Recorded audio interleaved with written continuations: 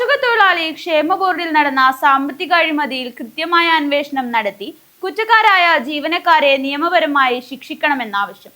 കാസർഗോഡ് ജില്ലാ കർഷക തൊഴിലാളി സംഘം ക്ഷേമനിധി ഓഫീസിലേക്ക് മാർച്ച് നടത്തി.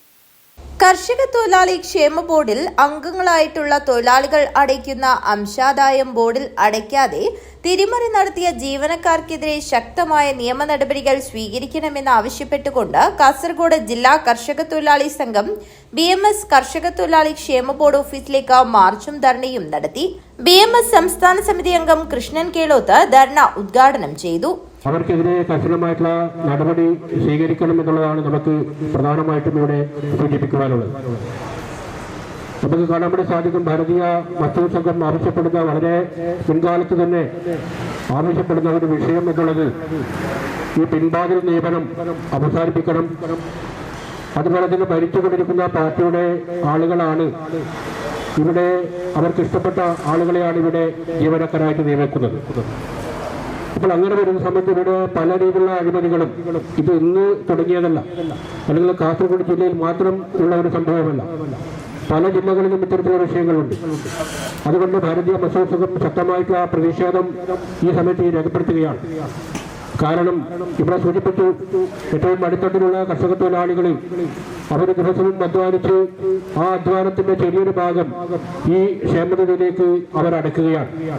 അതിൽ നിന്നും കിട്ടുന്ന അധിവർഷാനുകൂല്യം എന്നുള്ള ആനുകൂല്യം അവർക്ക് 60 വയസ്സ് പൂർത്തിയാകുന്ന സമയത്താണ് അവർ തിരിച്ചു കൊടുക്കേണ്ടത്. പക്ഷെ നിർഭാഗ്യവശാൽ എത്രയോ വർഷങ്ങളായി ആ ആനുകൂല്യം കൊടുക്കാതെ ഇവിടെ കുടിശ്ശികയായിട്ട് കെട്ടിക്കിടക്കുകയാണ്. ആനുകൂല്യങ്ങൾ കൊടുക്കാൻ വേണ്ടി നടപടികൾ സർക്കാരിന്റെ ഭാഗത്തുണ്ടാവുന്നില്ല. സർക്കാർ ആവശ്യപ്പെടുന്നത്, ഇവിടുത്തെ ട്രേഡ് യൂണിയൻ യോഗങ്ങളൊക്കെ വിളിച്ചു ചേർത്തുകൊണ്ട് അവർ ആവശ്യപ്പെടുന്നത് ഫണ്ടില്ല എന്നുള്ളതാണ്. പക്ഷെ നമ്മൾ ഫണ്ട് കണ്ടെത്താൻ വേണ്ടിയിട്ടുള്ള മാർഗങ്ങൾ നമ്മൾ ഉപദേശിച്ചു കൊടുത്തു. യൂണിയൻ ജില്ലാ പ്രസിഡന്റ് സുനിൽ വാഴക്കോട് അധ്യക്ഷത വഹിച്ചു.